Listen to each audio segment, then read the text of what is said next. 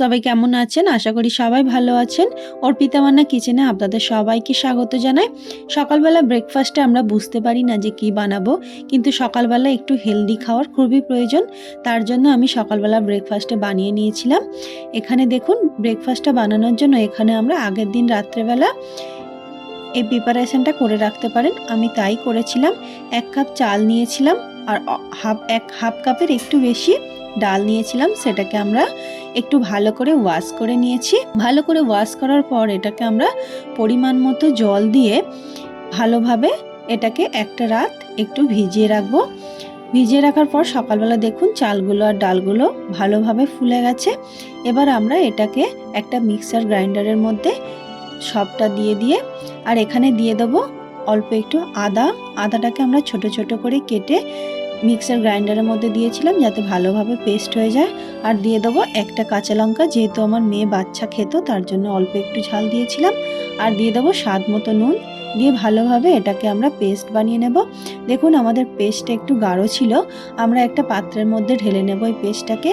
আর দিয়ে দেবো একটু খাবার সোডা, দিয়ে আরও অল্প একটু জল দিয়ে এটাকে ভালোভাবে একটা পাতলা ব্যাটার করে নেব। বেশি পাতলা করব না, অল্প একটু পাতলা করব।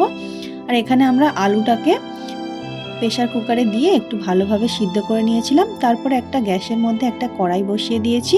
দিয়ে দেবো অল্প একটু সর্ষের তেল, আর অল্প একটু দিয়ে দেবো সর্ষে, আর দিয়ে দেবো একটা শুকনো লঙ্কা, দিয়ে হালকা একটু আমরা ভেজে নেব। তারপরে দিয়ে দেবো কিছুটা কারি পাতাটাকে আমরা ওয়াশ করে নিয়েছিলাম, সেই কারি পাতাটা এখানে দিয়ে দেবো, দিয়ে হালকা একটু নেড়ে নেব। আর এখানে আমরা একটা বড় সাইজের মিডিয়াম করে পেঁয়াজ কেটে নিয়েছিলাম, সেই পেঁয়াজটা আমরা কড়াইয়ের মধ্যে দিয়ে, বেশি ভাজার দরকার নেই, আমরা হালকা একটু ভেজে নেব। আর দিয়ে দেবো এখানে স্বাদ মতো নুন, আর দিয়ে দেবো 2-3টে কাঁচা লঙ্কা কুচিয়ে রেখেছিলাম, সেই কাঁচা লঙ্কা কুচিটা আমরা এখানে দিয়ে দেবো। দিয়ে ভালোভাবে একটু নেড়ে দেব। দেখুন আমাদের পেঁয়াজটা হালকা ভাজা হয়ে গেছে। এর মধ্যে দিয়ে দেবো একটু হলুদ গুঁড়ো, একটু জিরে গুঁড়ো, দিয়ে আবারও একটু মশলাটাকে ভালোভাবে নেড়ে দেব।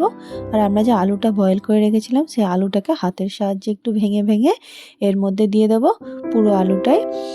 এটা দেয়া হয়ে গেলে ভালোভাবে একটু আমরা মশলাটাকে, যাতে আলুগুলোর মধ্যে সব মশলাটা ভালোভাবে মিশে যায়, ভালোভাবে নেড়ে চেড়ে আলুটাকে মশলার মধ্যে মিশিয়ে নেব, যাতে আলুর মধ্যে পুরো মশলাটা ভালোভাবে মিশে যায়। দেখুন আমাদের মশলাটা ভালোভাবে মেশানো হয়ে গেলে আমরা এই আলুটাকে একটা পাত্রের মধ্যে নামিয়ে নেব। দেখুন কত সুন্দর দেখতে হয়েছে আলুটা। এবার আমরা যে ব্যাটারটা বানিয়ে রেখেছিলাম, এখানে আমরা একটা প্যান বসিয়ে নিয়েছি। প্যানেরটা একটু গরম হয়ে গেলে আমরা এখানে একটু তেল দিয়ে তেলটাকে ভালোভাবে ব্রাশ করে নিয়েছি। এবার এখানে আমরা যে ব্যাটারটা বানিয়ে রেখেছিলাম সেইটা হাতার সাহায্যে তুলে নিয়ে আমরা যেমন অল্প অল্প দিয়ে গোল শেপ করে এটাকে আমরা বানিয়ে নেব।